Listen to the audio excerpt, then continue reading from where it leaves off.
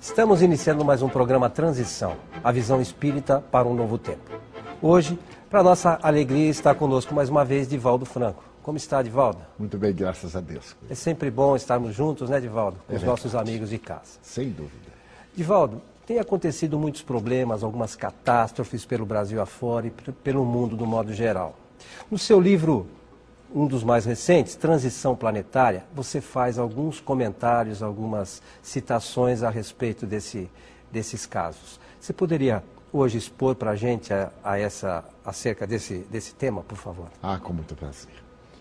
Desde os recuados dias em que Jesus esteve conosco, que a sociedade experimenta uma grande expectativa. Merece recordar que Jesus estava em Jerusalém e, ao sair do templo, os discípulos, deslumbrados com esta obra colossal, disseram-lhe: Senhor, vede que pedras, vede que templo. E Jesus, com seriedade, redarguiu: em verdade vos digo que não ficará pedra sobre pedra que não seja derribada. Essas anotações constam do Evangelho de Marcos, capítulo 13, versículos 1 a 32. Atravessaram o vale do Cedron e foram momentaneamente ao Jardim das Oliveiras. Ali então, defronte do templo, os discípulos, atemorizados com aquele prognóstico, perguntaram-lhe: dize-nos quando isto acontecerá. Quais são os sinais que nós teremos desses insucessos? E Jesus narrou o célebre sermão profético. Ele procura esclarecer que a sociedade passaria por tremendos períodos de dificuldades e de desafios.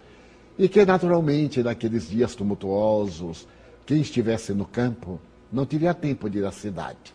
Aquele que estivesse no telhado não teria tempo de descer para poder reunir os seus objetos de valor e evadir-se das catástrofes. E adentrando-se ainda mais na psicologia da criatura humana, reportava-se que os filhos entregariam os pais à justiça, os pais entregariam os filhos, e mesmo haveria calamidades de todo porte. O sol perderia sua luz, a lua se banharia de sangue.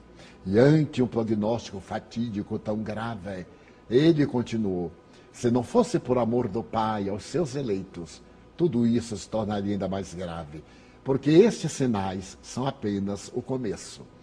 Mas também São Mateus, São Lucas referem-se a essas catástrofes, que estarão perfeitamente desenhadas mais tarde no Apocalipse de São João. Os séculos dobraram-se e vemos que, através da história, o prognóstico do fim do mundo, do fim dos tempos, torna-se cada vez mais uma realidade. A Bíblia faz a mesma abordagem, referindo-se aos tormentosos dias no Vale do Armagedon. O Vale do Armagedon, também chamado Vale de Josafá, é um local que ficava no Oriente Médio, por onde passavam todos os povos na direção de Israel. Ali se travavam muitas batalhas, principalmente dos egípcios, dos caldeus, dos babilônios. E, naturalmente, os profetas previram que haveria uma batalha final, que seria entre o bem e o mal. A batalha decisiva no Vale do Armagedon. São simbolismos que nós podemos interpretar com as claridades soberanas da doutrina espírita. Quando Allan Kardec propôs a descoberta do mundo espiritual, o que logrou ao apresentar o Livro dos Espíritos, ele naturalmente examinou em o Evangelho aqueles textos mais complexos e de difícil interpretação. Naturalmente, a tese do fim do mundo veio à baila. E Allan Kardec, estudando em A Gênese como deveriam ocorrer essas mudanças, apresenta-nos uma nova geração. Mas no Livro dos Espíritos, no capítulo 6 da terceira parte, a lei de destruição, Allan Kardec aborda com propriedade essas tragédias do cotidiano e interroga os seres venerandos por que existe a destruição. A destruição é uma lei de Deus e os espíritos redarguem, sem dúvida. É necessário que tudo se destrua para renovar-se. É um fenômeno natural, porque vivemos no mundo das formas e o mundo da realidade é outra. Vivemos no mundo biológico, principalmente os seres vegetais, animais e humanos. E esse processo é de transformações incessantes. Logo, Allan Kardec dá-se conta de que é necessário que ocorram essas mudanças, tanto de natureza sísmica, nos fenômenos geológicos, como de natureza emocional, social, psicológica, econômica e, particularmente, da grande transição moral, porque deve passar a sociedade. Naturalmente, o decantado fim do mundo, nos últimos tempos, adquiriu maior febricidade, quando os estudiosos do calendário maia estabeleceram que o ano 2012 seria a etapa final, porque a partir dali os maias não mais estudaram os eventos do futuro. É compreensível que se chegue a essa conclusão tanto apressada. Isto porque o calendário maia narra episódios desde antes da sua própria cultura, como também depois. Mas o que ocorre é a grande transformação, conforme Allan Kardec, de mundo de provas e expiações para mundo de regeneração. Um mundo feliz. A Terra também, na sua condição de planeta, evolve. As suas placas tectônicas ainda estão em constante mudança. E ao lado disto, no seu estado mais primitivo, os metais estão superaquecidos, ígneos, as rochas estão todas liquefeitas na intimidade do planeta, que sofre os seus fenômenos naturais e, periodicamente, essas falhas que fazem parte de todo o circuito já mapeado do nosso planeta, chocam-se, produzindo as terríveis calamidades. Recordamos-nos, por exemplo, do dia 26 de dezembro do ano de 2004, às 8 horas da manhã, quando no Oceano Índico duas grandes placas chocaram-se e nós tivemos o tremendo tsunami.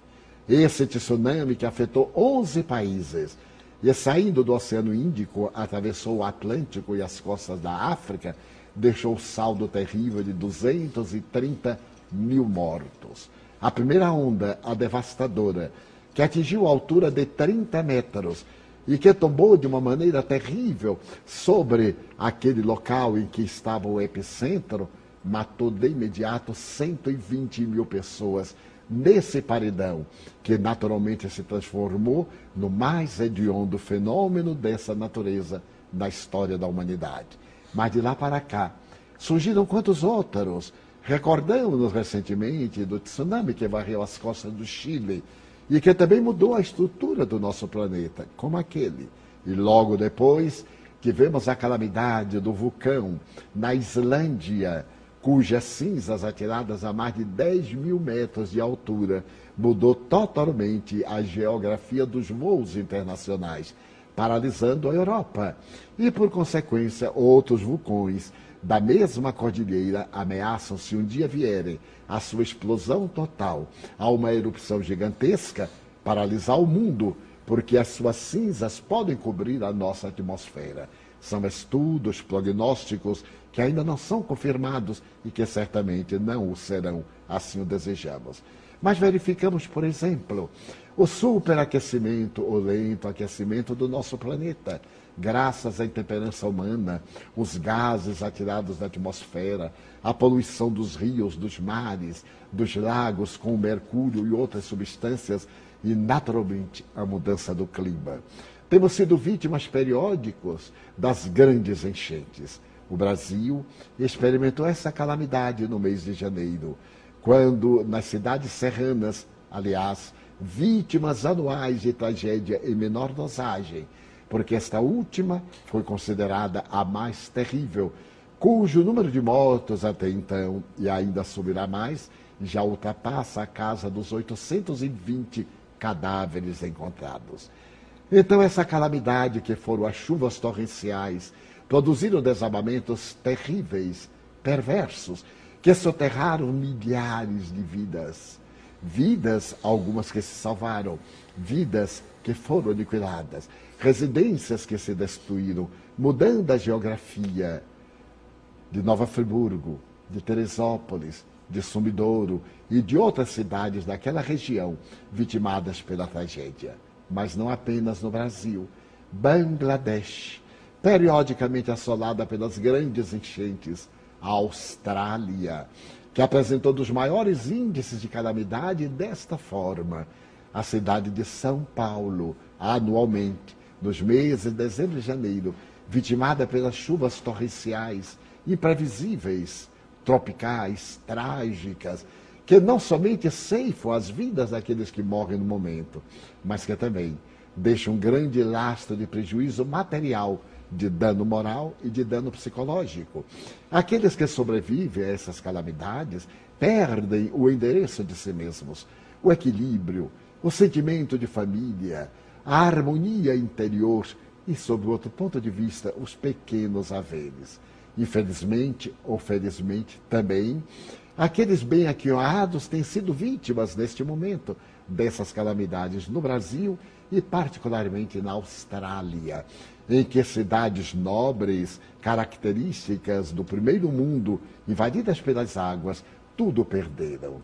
Mas ainda vêm as grandes calamidades depois, a leptospirose e também as outras enfermidades que defluem dos níveis das águas, águas infectadas que as crianças bebem, águas que, apodrecidas, ameaçam a saúde. Então nós estamos vivendo a grande transição. Muitos têm medo de que isso se faça alarmante de um momento para outro, total, e que se caracterize por uma tragédia que venha destruir o planeta. Cabe ao Espiritismo, doutrina racional, esclarecer que essas calamidades fazem parte de um processo, o processo de mudança. Poderíamos evitar isso? Até certo ponto, sim, porque nós constituímos populações que nos caracterizamos pelo ódio, pela perversidade. E muitas vezes invadimos cidades no passado com armas de destruição, incendiamos povoados, destruímos as colheitas, salgamos a terra para que nada pudesse ali ter vida e geramos karmas individuais, karmas coletivos. Desencarnamos e, por mais incrível que pareça, oportunamente as leis divinas unem-nos em uma viagem de avião, que vai ser vitimado por qualquer um problema de natureza mecânica ou atmosférica, ou mesmo de natureza falha humana. Outras vezes, através de acidentes calamitosos nas estradas, nos grandes feriados, como neste que tivemos no mês de janeiro recente, em que a imprevidência, o alcoolismo, o desespero das pessoas apressadas provocam desastres calamitosos, quando retorno das férias, quando retorno do prazer. Portanto, invigilância humana. Mas outros fenômenos que hoje já não temos mais, as pestes. Eu me recordo, por exemplo, a peste negra, a invasão dos gafanhotos que devoravam todas as lavouras, já graças à tecnologia e à ciência da inteligência humana, desapareceram quase que praticamente do calendário das tragédias internacionais. Vivemos, então, essa questão dos transtornos das mudanças. Não haverá, portanto, o aniquilamento da vida na Terra, o fim do mundo, a destruição. Haverá a morte. Mas a morte é um fenômeno biológico. Esse fenômeno biológico faz parte do processo da vida. Para nós morrer, seja num acidente, ou seja no leito de conforto, a questão é apenas de natureza emocional, porque encerra o ciclo da vida, mas não encerra a vida, porque nós continuamos a viver. Dessa maneira, essas calamidades que tanto chocam estão dentro do mapeamento das nossas necessidades evolutivas. As autoridades, representando o povo, podem minimizar, tomando providências que são muito estudadas nos dias da calamidade e logo esquecidas, assim que mudam as paisagens e as temperaturas, até o próximo ano, quando se repetem cada vez mais trágicas. Desta maneira, como veremos na continuação dos nossos comentários, essa transição planetária que tantas dores nos tem causado fazem parte do processo da evolução. Por isso são uma lei da natureza, como Allan Kardec estabeleceu. Mas também nós estamos experimentando outras calamidades, que são a poluição mental, a poluição moral, a poluição do egoísmo, principalmente das grandes empresas imobiliárias, que, procurando aproveitar-se do paisagismo, constrói em lugares de grande perigo, sem maiores preocupações com as avalanches, com as derreadas das terras, com as chuvas tropicais e mesmo com os terremotos. Nos países onde os terremotos são mais frequentes, por exemplo, São Francisco, na Califórnia, as providências arquitetônicas são tomadas com muito critério e respeito nas suas construções, para evitar as calamidades mais trágicas. Dessa forma, o Brasil tem experimentado dores acerbas. Santa Catarina há poucos anos, Santa Catarina novamente no mapa das expiações coletivas. Essas expiações coletivas e dolorosas fazem parte do nosso processo da evolução. Não pensemos, portanto, que o mundo se vai acabar, porque o fenômeno da morte em nós é tão natural que quando ele ocorrer naturalmente, nós mudaremos de estágio vibratório e a Terra evoluirá lentamente na sua fatalidade, que será sair do mundo de provas para o mundo de regeneração. Este mundo de regeneração desenha-se de uma maneira fascinante para nós. Após as grandes dores, as alegrias. Mas antes que essas dores aconteçam, não seria o caso de nós mudarmos de atitude mental, de gerarmos mais fraternidade, de mantermos a nossa família dentro de um clima de respeito, de equidade e de justiça? Deixamos essas interrogações no ar. Divaldo, nós vamos por um rápido intervalo e já retornamos para você esclarecer essas interrogações. Até já. Agora você tem ao seu alcance livros espíritas, espiritualistas e de autoajuda. Acesse o site www.megalivros.com.br ou ligue 0 operadora 11 3186 9777 ou 0 operadora 11 3186 9766.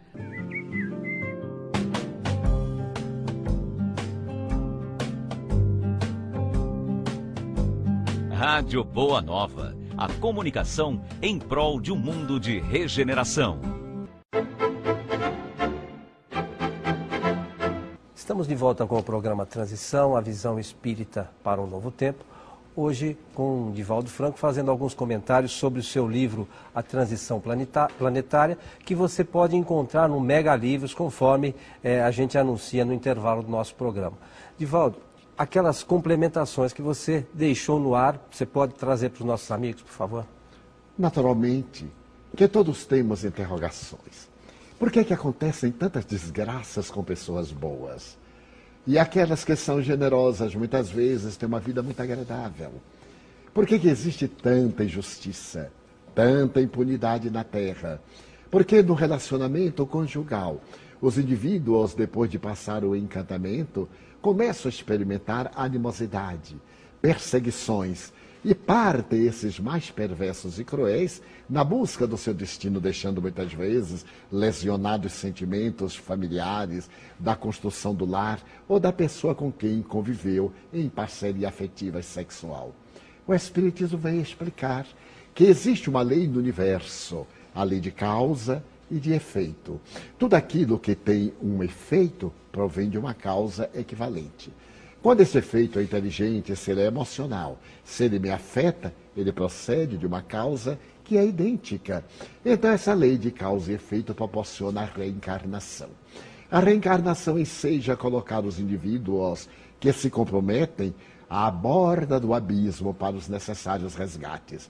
No caso das perturbações humanas, dessas impunidades, tanto políticas, policiais, sociais, domésticas, de relacionamento, elas não ficam realmente olvidadas da lei, porque elas se inscrevem no perispírito daquele que pratica o mal.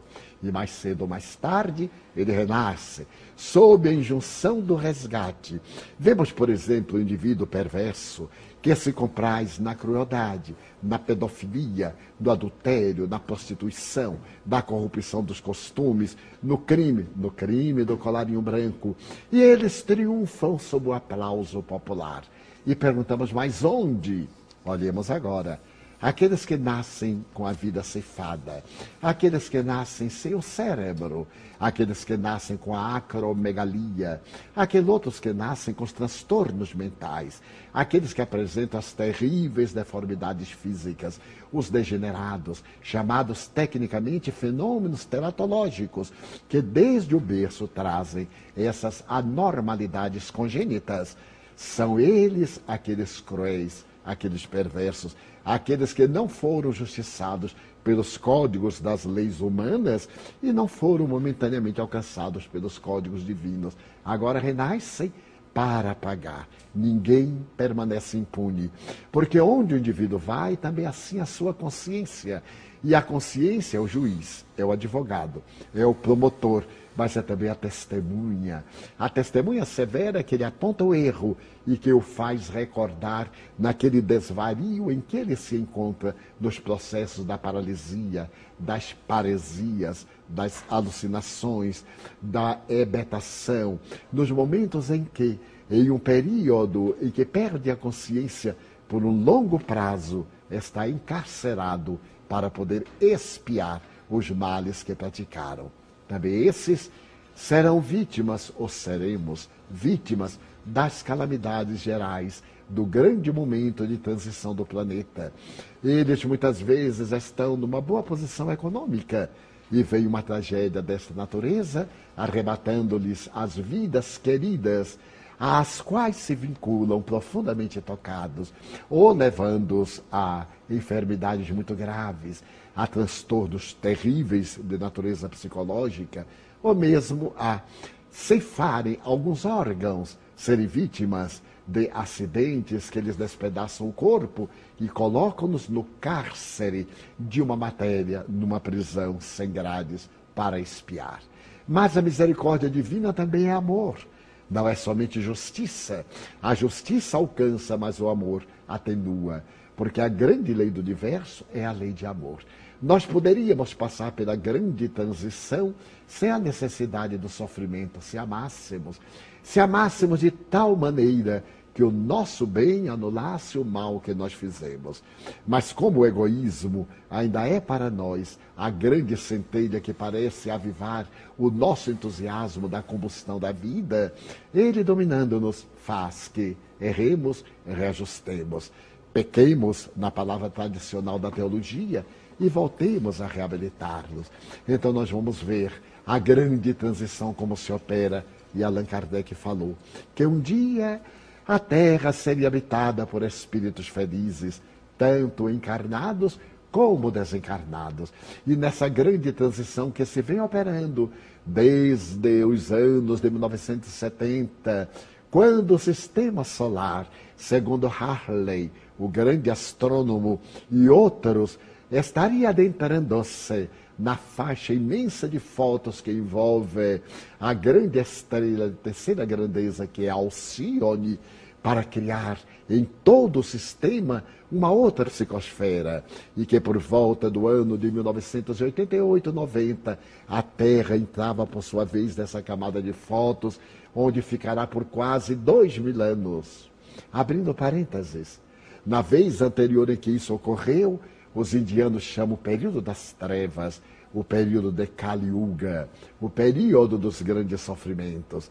Naturalmente, o sistema saiu e, ao realizar o seu grande périplo de 26.000 anos em órbita elíptica, novamente entra na camada de fotos, e então que se dá a transmigração de espíritos de uma outra dimensão, no caso, Alcíone, uma das 7 Pleiades, essas estrelas da constelação do Touro, que eram visíveis da Terra desde a Grécia Antiga. Se nós nos recordarmos da mitologia, vamos ver, por exemplo, como era considerada essa estrela dentro do conceito mitológico dos gregos. Pois agora, acercando-se o nosso planeta de entrar neste imenso oceano de fótons azuis, cuja luminosidade não produz calor, segundo os astrônomos, naturalmente haverá a grande migração de espíritos nobres de Alcíone para o planeta terrestre. Mas, ao mesmo tempo, os maus, esses que se integram às falanges do mal, da crueldade, os fabricantes de armas inteligentes, de armas de destruição total, não apenas da vida humana, mas também da vida animal, da vida vegetal, os comerciantes de vidas que se comprazem em seduzir crianças e jovens para o comércio da prostituição, os responsáveis avarentos pela fome, lendo as estatísticas da FAO, Organização Mundial de Alimentos, que tem sede na Itália, sabemos que 800 milhões de pessoas devem morrer à fome nos próximos 10 anos. E a Terra produz alimentos para todos sustentarmos.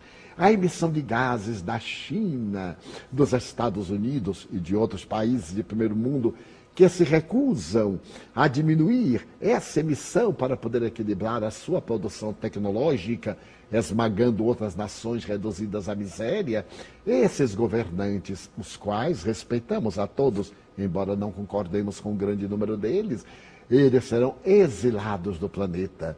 Aquelas feras chamadas as bestas de Belsen, as bestas dos campos de concentração, que ceifaram 6 milhões de vidas inermes, não mais reencarnarão na Terra. Não haverá aqui possibilidade psíquica. Irão para mundos inferiores, conforme a proposta mitológica da Bíblia, em que Lúcifer, rebelando-se contra Deus, foi expulso do paraíso ao Hades, ao inferno, uma região de sofrimentos internos. Esse Hades está dentro de nós. São sentimentos impuros. Então, aqueles que permanecerem nessa faixa sairão da terra, enquanto que os nobres espíritos do período de Péricles, no século V, aqueles filósofos, aqueles pais das ciências empíricas, retornarão. Os grandes pensadores do período pré-cristão, aqueles grandes idealistas da escola neoplatônica de Alexandria, os grandes renascentistas, os cientistas a partir do século XVI, XVII, os técnicos na área da ciência profunda, da nanotecnologia, do holograma, da astrofísica, eles reencarnarão para poder promover o planeta da Terra ao lado desses espíritos nobres que Manuel Filomeno de Miranda, no seu livro Transição Planetária, afirma vir de Alcione. Mas não foi de Alcione que importa, de outro lugar virão esses números tutelares para poder travar a grande batalha do Armagedon. Não lá no Vale de Josafá, mas em nossas ruas, na violência urbana, que é a segunda causa mortes no Brasil, a violência urbana, para poder evitar a violência contra a mulher, a violência contra a criança, a violência contra o idoso, o enfermo, o afrodescendente. Nós, que mantemos tantos preconceitos, deveremos deixar esta carga do colonialismo, da nossa inferioridade, para que esses espíritos nobres desenhem uma era de fraternidade, de bem-estar em nosso planeta, ensejando-nos o mundo de regeneração. Então, o espírito Manuel Filomeno de Miranda, dentro dos postulados absolutamente kardecianos, especialmente em A Gênese, quando o codificador fala da geração nova, desses espíritos não comprometidos com o planeta, que irão naturalmente criar um novo Éden, um novo paraíso, a Jerusalém libertada. Tudo isso são símbolos das tradições do Velho e do Novo Testamento. O Espiritismo, marchando ao lado do progresso, avançará com a ciência, como disse Allan Kardec. Do dia que a ciência provar que os espíritas estamos equivocados em um ponto, abandonemos este ponto e sigamos a ciência. Essa doutrina notável, que hoje se espelha na física quântica, na biologia molecular, para poder estudar o perispírito e para poder, na física, na astrofísica, acompanharmos a evolução planetária, essa doutrina nos diz que estamos no amanhecer de uma nova era. Essa transição planetária, e o nosso é um programa de transição, porque tudo é relativo no planeta terrestre. Ela se vem dando e ocorrerá mais acelerada então provavelmente teremos mais sofrimentos, especialmente aqueles que nos não prepararmos para uma convicção religiosa estruturada na palavra de Jesus, rica da certeza da imortalidade. Quando o corpo tombar, o espírito prossegue na sua trajetória no rumo do infinito até alcançar o reino de Deus que está dentro do seu próprio coração. Divaldo, os nossos agradecimentos, esperamos contar com você em outras oportunidades. O nosso abraço e até o próximo Transição.